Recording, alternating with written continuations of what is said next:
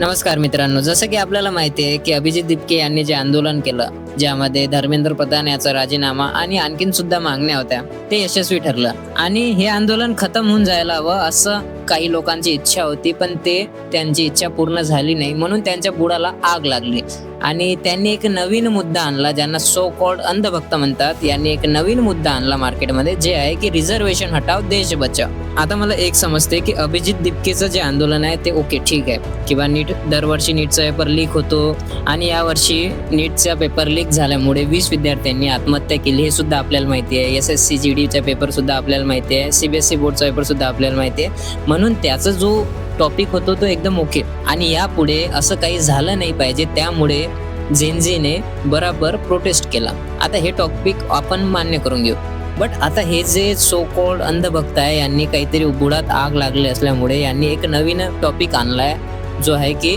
Reservation हटाव देश बचाव. आता रिझर्वेशन हटाव देश बचाव हे कोणत्या अँगलने हे म्हणत आहे हे आपल्याला कळत नाही, कारण रिझर्वेशन हटाव देश बचाव जर आपल्याला खरोखर मध्ये करायचं असेल तर we need to stop discrimination and casteism.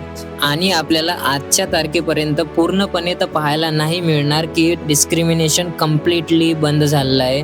So called जे वरची अप्पर कास्ट लोक आहेत त्यांनी डिस्क्रिमिनेशन टोटली बंद केलं असं या सरकारमध्ये आपल्याला पाहायला मिळणार नाही, कारण हे सरकार फक्त हिंदू आणि मुस्लिम करते. So we don't need to talk about this. पण हे जे जनरल कास्टचे जे लोक आहेत, ज्यांनी हे टॉपिक्स उचलले आहे, जे टॉपिक्स उचलत आहे, हे बराबर आहे का नाही, याच्यात किती तथ्य आहे हे आपल्याला बघावं लागेल. कारण तुम्ही एखादी साधी डॉक्टर आंबेडकरांच्या विचारावर चालणारी रील बघून घ्या, त्यातनी यांचे तुम्हाला कमेंट्स भेटतीलच की आता हात धुवून घ्यावं लागेल, आता तर आंघोळ करून घ्यावं लागेल. अरे बाबा, डिस्क्रिमिनेशन तुम्ही सोडा रे, कारण जे रिझर्वेशन आहे हे बनलंच त्यासाठी आहे की डिस्क्रिमिनेशन कमी झालं पाहिजे आणि जे मागचा वर्ग आहे तो समोर गेला पाहिजे.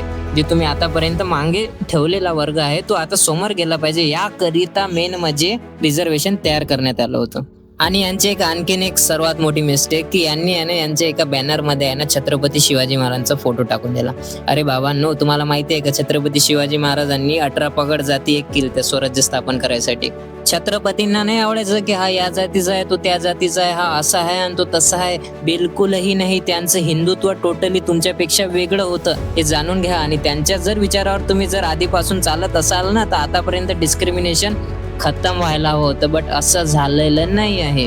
आणि हे जेवढा हे प्रोपॅगंडा करत आहे ना, हे बस SC ST OBC मध्ये फाईट लावून द्यायचे पाहत आहे आणि वर्सेस जनरल करताय. बस ठीक, यांच्यात फाईट लावून देऊ आपण आणि मग हे जे जेनझी प्रोटेस्ट आहे हे थांबून जाईल. यांचं प्रोटेस्ट याच्यानंतर कधी वाढणार नाही. हे जे आता एक होत आहे ना, यांना एक होण्यापासून थांबवायचा हाच एक पर्याय आहे की यांच्यात फोडी करूया आपण. सो प्लीज यांच्या मागे लक्ष देऊ नका. आपण हे लक्ष द्या की आपला देश समोर कसा गेला पाहिजे. हा काँग्रेसचा तो BJPचा, याच्यावर लक्ष देऊ नका. आपला देश समोर गेला पाहिजे, आपले विचार समोर गेले पाहिजे, आपण प्रगती केली पाहिजे, यावर आपलं लक्ष असलं पाहिजे. तर चला मित्रांनो, भेटूया दुसऱ्या व्हिडिओमध्ये. जय महाराष्ट्र. ST SC और OBC के आरक्षण को ना हम हटाएंगे, ना कांग्रेस पार्टी को हटाने देंगे.